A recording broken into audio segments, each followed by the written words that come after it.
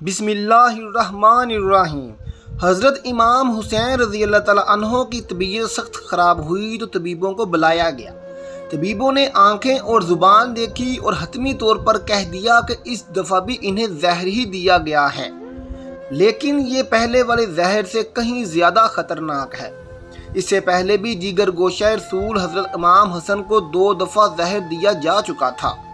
یہ زہر مشکیزے کے پانی کے اندر ہیرے کے ٹکڑے پیس کر پلایا گیا تھا۔ امام حسن رضی اللہ تعالیٰ عنہ 27 صفر کی رات سوئے ہوئے تھے، اچانک نیند سے بیدار ہوئے۔ حضرت زینب رضی اللہ تعالیٰ عنہا عبادت میں مصروف تھیں۔ آپ نے نیند سے بیدار ہو کر حضرت زینب رضی اللہ تعالیٰ عنہ کو آواز دی اور حضرت زینب امام کی طرف متوجہ ہوئیں۔ حضرت حسن رضی اللہ تعالیٰ عنہ فرمانے لگے، میں نے خواب میں اپنے نانا سرور کائنات آقا دو جہاں حضرت محمد صلی اللہ علیہ وآلہ وسلم اور اماں حضرت بی بی فاطمہ علیہ السلام اور بابا جان مولا علی رضی اللہ تعالیٰ عنہ کو دیکھا ہے۔ وہ سب مجھے جنت کی سیر کروا رہے ہیں۔ زینب، میں نے نانا جان سے عرض کیا کہ نانا جان، آپ کو تو میرے حالات کے بارے علم ہی ہے کہ آپ صلی اللہ علیہ وآلہ وسلم کی امت مجھے کتنا تنگ کر رہی ہے۔ میں نماز کے لیے کھڑا ہوتا ہوں، لوگ میرے سے مصلح چھین لیتے ہیں۔ آپ صلی اللہ علیہ وآلہ وسلم کی امت مجھے طرح طرح کے ظلم کا نشانہ بنا رہی ہے۔ نانا جان، میں برے حالات سے گزر رہا ہوں۔ رسول اللہ صلی اللہ علیہ وآلہ وسلم نے فرمایا، اے حسن، صبر کا دامن ہاتھ سے مت جانے دینا، آپ بہت ہی جلد مجھ سے ملنے والے ہو۔ اس کے علاوہ حضرت حسن نے ایک اور خواب دیکھا کہ آپ کی پیشانی پر سورۃ اخلاص لکھی ہوئی ہے۔ آپ رضی اللہ تعالیٰ عنہ نے جب یہ خواب لوگوں کے سامنے پیش کیا تو سب لوگ بہت خوش ہوئے، لیکن جب یہ خواب آپ رضی اللہ تعالیٰ عنہ کے شاگرد سید ابن ابی مسیب نے سنا تو وہ رونے لگے اور لوگوں سے کہنے لگے، اگر یہ خواب پورا ہو گیا تو جان لو کہ میرے استاد نواسہ رسول امام حسن ہم میں اب بس کچھ ہی دن کے مہمان ہیں۔ امام حسن نے بہن کو خواب سنانے کے بعد پانی مانگا۔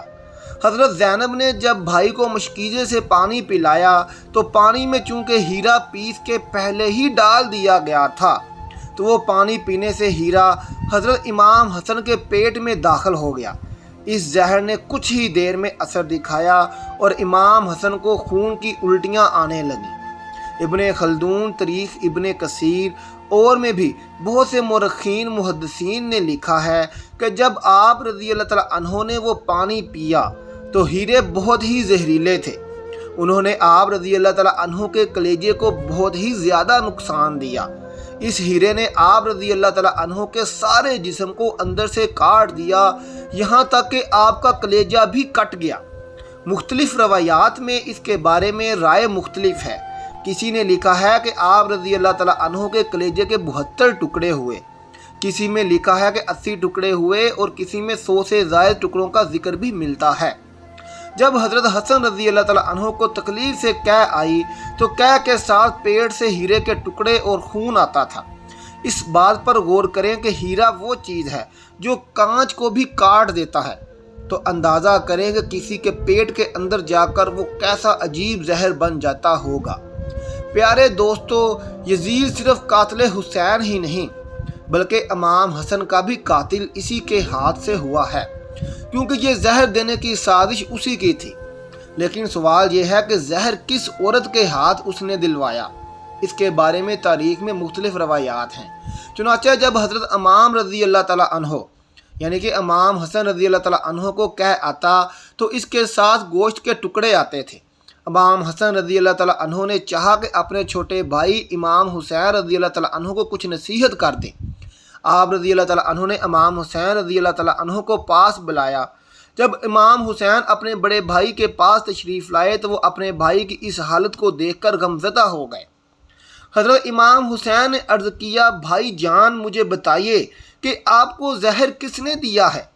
یہاں پر جو امام حسن جواب دیتے ہیں وہ تاریخ میں سنہری حروف سے لکھا ہے۔ چونکہ آپ سید الصابرین کے نواسے ہیں، فوری بھائی کو جواب دیا، حسین، مجھے جس پر شک ہے اگر وہی ہے تو اللہ بہترین انتقام لینے والا ہے، اور شک کی بنیاد پر کسی کو قتل نہیں کیا جا سکتا، کیونکہ میں نام لوں گا تو تم قتل کرو گے، اور شک کی بنیاد پر کسی کو قتل نہیں کیا جا سکتا۔ اللہ بہترین انتقام لینے والا ہے۔ غموں سے بھری یہ رات جب اہل بیت نے گزار لی تو صبح ہوتے ہی امام حسن نے اپنے چھوٹے بھائی حضرت حسین سے سوال کیا، میرا چہرہ کیسا نظر آ رہا ہے؟ امام حسین نے روتے ہوئے جواب دیا، آپ کا چہرہ بالکل ہرا ہو گیا ہے۔ یہ جواب سن کر امام حسن مسکرانے لگے اور فرمایا، بھائی آج نانا کی معراج والی حدیث پوری ہو گئی ہے۔ امام حسن رضی اللہ تعالیٰ عنہ نے فرمایا کہ جب میرے نانا حضور اکرم صلی اللہ علیہ وآلہ وسلم معراج کی سیر کرنے کے لیے تشریف لے کر گئے تھے، اس وقت ہماری پیدائش بھی نہیں ہوئی تھی۔ میرے نانا جان آقا دو جہاں صلی اللہ علیہ وآلہ وسلم معراج کی سیر سے لطف اندوز ہو رہے تھے کہ جنت میں دو محل تیار کیے ہوئے تھے، ایک محل ہرا تھا اور دوسرا محل لال تھا۔ جب حضور صلی اللہ علیہ وآلہ وسلم کا ان محلوں کے قریب سے گزر ہوا تو اچانک ایک طرف سے آواز بلند ہوئی، یا رسول اللہ صلی اللہ علیہ وآلہ وسلم، اپنے نواسوں حسن اور حسین کے محل بھی دیکھتے جائیں، جن دو محلوں سے جنت میں رونق اور چہل پہل ہے۔ جب حضور صلی اللہ علیہ وآلہ وسلم نے ان محلوں کی طرف اپنی نگاہ مبارک کی تو دریافت کیا کہ یہ ہیرا کس نواسے کا ہے اور لال کس نواسے کا ہے، تو رسول اللہ صلی اللہ علیہ وآلہ وسلم کا ہرا محل حسن رضی اللہ کا اور لال حسین کا ہے۔ اس کے بعد نبی اکرم صلی اللہ علیہ وآلہ وسلم رضوان جنت سے دریافت کیا کہ حسن کا ہرا اور حسین کا لال محل کیوں ہے، اس میں اللہ تعالیٰ کی کیا حکمت پوشیدہ ہے؟ یہ الفاظ سنتے ہی رضوان جنت بھی رونے لگا۔ وہی جنت جس میں کوئی رونے والا نہ ہوگا، وہاں کا نگران فرشتہ بھی حضور کے نواسوں کی شہادت بیان کرنے پر رو پڑتا ہے۔ رضوان جنت اتنا رو رہا تھا کہ اس میں آپ صلی اللہ علیہ وآلہ وسلم کو بتانے کی ہمت نہ ہو رہی تھی۔ حضرت جبرائیل علیہ السلام نے عرض کی، یا رسول اللہ، میں آپ کو بتاتا ہوں کہ خدا کے حکم سے یہ ہرا اس لیے ہے کہ حضرت امام حسن کو زہر دیا جائے گا اور ان کا سارا بدن ہرا ہو جائے گا، اور حضرت حسین کو کربلا کی گرم زمین میں شہید کیا جائے گا اور ان کے خون سے امام حسین کا سارا جسم لال ہو جائے گا۔ یہی وجہ ہے کہ آپ کے ایک نواسے کا محل ہرا تعمیر کیا گیا ہے اور دوسرے نواسے کا محل لال تعمیر کیا گیا ہے۔ حضرت امام حسن رضی اللہ تعالیٰ عنہ نے سب کو فرمایا کہ دیکھا سب نے میرے نانا حضرت محمد صلی اللہ علیہ وآلہ وسلم کی حدیث معراج پوری ہو رہی ہے۔ حضرت امام حسن رضی اللہ تعالیٰ عنہ نے سب لوگوں کو جانے کا حکم دیا اور اپنے گھر والوں کو وہی ٹھہرنے کا حکم دیا۔ آپ نے اپنے گھر والوں کو کچھ نصیحتیں کی۔ اس کے بعد حضرت امام حسن رضی اللہ تعالیٰ عنہ نے اپنے چھوٹے بھائی امام حسین رضی اللہ تعالیٰ عنہ کو اپنے پاس بلا کر وصیت کی اور فرمایا، اے حسین، صبر سے کام لیتے رہنا۔ میری تو یہ تمنا ہے کہ میری قبر میرے نانا حضرت محمد صلی اللہ علیہ وآلہ وسلم کے قدموں میں ہو، مجھے وہاں ہی دفن کر دینا۔ تاریخ میں مختلف روایات میں ہے کہ حضرت امام حسن رضی اللہ تعالیٰ عنہ نے 28 صفر، کسی میں ہے کہ آپ رضی اللہ تعالیٰ عنہ نے 29 صفر کو شہادت پائی۔ تاریخی حوالوں میں درج ہے کہ یہ زہر دینے والی آپ کی بیوی جدہ بنت اشد تھی، جس نے یزید کے کہنے پر حضرت امام حسن کو زہر دیا۔ حضرت امام حسن کو حضرت محمد صلی اللہ علیہ وآلہ وسلم کے قدموں میں دفن کرنا چاہتے تھے، لیکن بنو امیہ کے وہ بدبخت اور کمینے شخص جس کا نام مروان تھا، اس نے للکار کر کہا کہ میں حسن کو یہاں دفن ہونے نہیں دوں گا۔ امام حسین نے کہا کہ میرے بھائی کی وصیت ہے، میں دفن کروں گا۔ یہاں تک کہ مورخین نے لکھا ہے کہ اس ظالم نے کمان سے تیر نکالا اور امام حسن رضی اللہ تعالیٰ عنہ کے لاشے پر چلانا شروع کیا۔ مرے ہوئے انسان کا تو دشمن بھی احترام کرتا ہے۔ مروان کیسا ظالم تھا، نانا کے قدموں میں نواسے کو لے جا رہے ہیں تو تلوار سے جنازہ روک لیا اور جنازے پر تیر چلانا شروع کر دیا۔ بعض روایتیں یہاں تک آتی ہیں، جنازہ حسن پر تیر چلائے۔ حضرت زینب نے اکثر فرمایا کرتی تھی، فاطمہ کے 2 بیٹوں کے جنازے میں نے دیکھے ہیں، حسن کو تو دوبارہ کفن ملا ہے، حسین کو تو ایک بار بھی کفن نہ ملا۔ لوگوں نے کہا کہ حسن کو 2 بار کفن کیسے ملا؟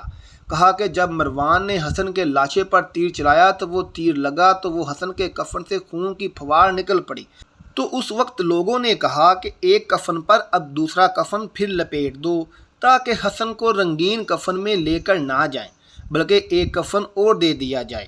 یہ بھی حضرت حسن رضی اللہ تعالیٰ عنہ کی کرامت ہے کہ وصال کے بعد بھی تیر لگا تو آپ کے جسم سے خون نکلا۔ کسی نے امام حسین رضی اللہ تعالیٰ عنہ سے کہا شہزادہ حسن رضی اللہ تعالیٰ عنہ کی یہ وصیت تھی کہ مجھے حضور کے قدموں میں دفن کریں، لیکن انہوں نے یہ بھی تو کہا کہ اگر مروان آڑے آئے تو مجھے امی جان کے قدموں میں دفن کر دینا۔ آپ اس پر بھی عمل کر سکتے ہیں۔ پھر امام حسن رضی اللہ تعالیٰ عنہ کو حضرت سیدہ فاطمہ رضی اللہ تعالیٰ عنہ کے قدموں میں دفن کر دیا گیا۔ محترم ناظرین، آپ کو ہماری یہ آج کی ویڈیو کیسی لگی ہمیں کمنٹ باکس میں اس کے متعلق ضرور بتائیے گا، اور اگر ہم کہیں غلط ہیں تو اس میں بھی ہماری اصلاح ضرور کر دیجیے گا۔ اللہ سب کا حامی و ناصر ہو، آمین ثم آمین۔